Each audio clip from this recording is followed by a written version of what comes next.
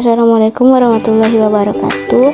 Baiklah, sebelum saya memulai materi yang akan kita bahas pada kali ini, saya akan membahas terlebih dahulu media apa yang saya gunakan pada video ini. Jadi, di sini saya itu menggunakan media Canva yang berupa PowerPoint. Jadi, menurut saya, desain dalam PowerPoint ini sangat menarik karena terlihat sederhana dan mudah untuk dipahami, dan cocok juga untuk menjelaskan materi secara jelas. Pemilihan tata letaknya sudah cukup terorganisir, sehingga audiens itu bisa langsung fokus ke poin-poin pentingnya saja. Di sini juga font yang digunakan sudah nyaman untuk dibaca, tetapi akan lebih menarik jika menggunakan font seperti Poppins atau Montserrat untuk memberikan kesan lebih modern. Baiklah, tanpa berlama-lama lagi, langsung saja kita masuk ke dalam pembahasan materinya. Oke, jadi pertama itu definisi dari surat pribadi dan surat resmi.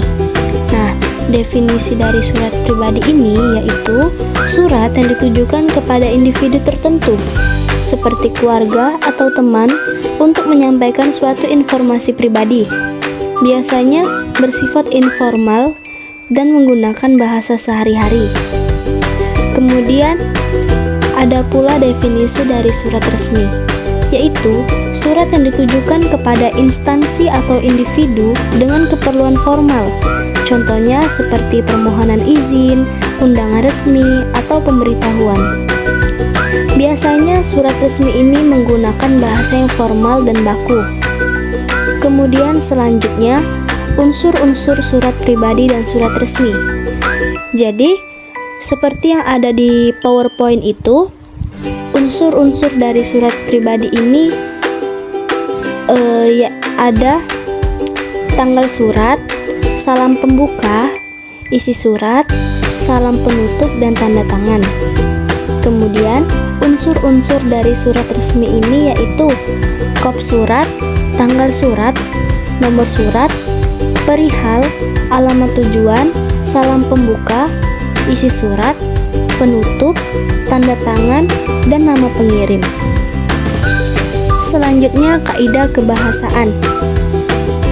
Jadi, surat pribadi dan surat resmi ini juga mempunyai kaidah kebahasaannya, yaitu surat pribadi ini menggunakan bahasa yang lebih santai, kata ganti pribadi, dan kadang-kadang terdapat ekspresi emosional. Kemudian, surat resmi menggunakan bahasa formal dan baku, struktur kalimat yang rapi dan jelas, serta tidak menggunakan kata ganti pribadi. Kemudian, selanjutnya contoh surat pribadi dan surat resmi.